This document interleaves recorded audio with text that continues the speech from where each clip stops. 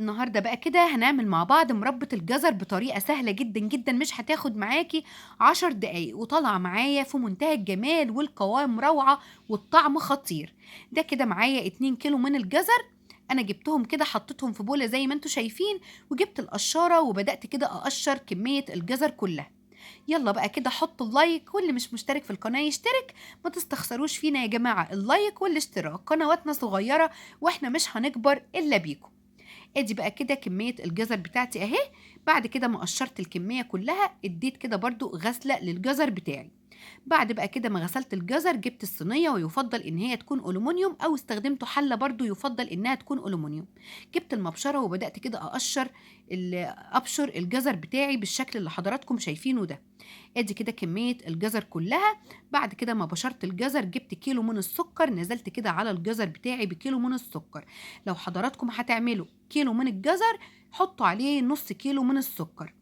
ادي كده بقى حطيت السكر على الجزر وقلبته كده كله مع بعضه وسبته حوالي ساعة. بعد ما عدت الساعة أخدت بقى كده الجزر والسكر على البوتاجاز، وولعت عليه بقى كده النار، وبدأت كده السكر يدوب وكمان الجزر ينزل المية بتاعته. هسيبه بقى كده ياخد غلوة أو اتنين وتلاتة. وبعد كده ما ياخد أول غلوتين تلاتة هنزل عليه ببشر البرتقان. خلوا بالكم بقى كده وانتوا بتبشروا البرتقان، أنا مش عايزاكوا تجروا على البرتقانة وتاخدوا القشر الأبيض علشان ما يمررش المربى بتاعتي، يعني حاولوا كده تبشروا البرتقانه كده من بره. ادي كده بقى ايه بعد ما نزلت ببشر البرتقان، عايزه نقول لكم فرق جدا جدا في ريحه المربى وكمان في الطعم بتاعها.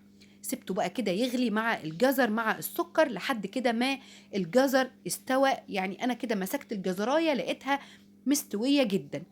بعد كده ما الجزر كمل السوا بتاعه انا نزلت بعصرة الليمونة. هسيبه بقى كده يغلي غلوتين تلاتة، وبعدها كده المية بدأت تقل والسكر كده بدأ ان هو يكرمل. نزلت بقى كده بظرفين من الفانيليا. وده كده بقى شكل المربى بتاعتي. عايزه نقول لكم والله يا جماعه التصوير كمان يمكن ظالمها، طلعت معايا في منتهى الجمال وفي منتهى الروعه، والقوام بتاعها في منتهى الجمال وريحتها خطيره. عايزه نقول لكم ان في ناس بتحط حبهان وفي ناس بتحط اللي هو القرنفل، لكن انا بحط الفانيليا. لو انت حابه تحطي حبهان او قرنفل مفيش اي مشكله.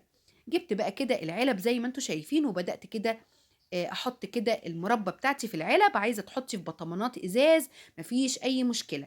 ودي كده بقى كانت المربى بتاعتي، وده كده الشكل والقوام. ان شاء الله حبايب قلبي تجربوها وتطلع كمان احسن مما انا قلت لكم عليها. ربنا يحسن ما بين ايديكم حبايب قلبي. حطوا بقى كده اللايك، واللي مش مشترك في القناه يشترك، وما تنسونيش كمان في دعوه حلوه من قلوبكم. وانتظروني في فيديو جديد ان شاء الله. مع السلامه، هتوحشوني.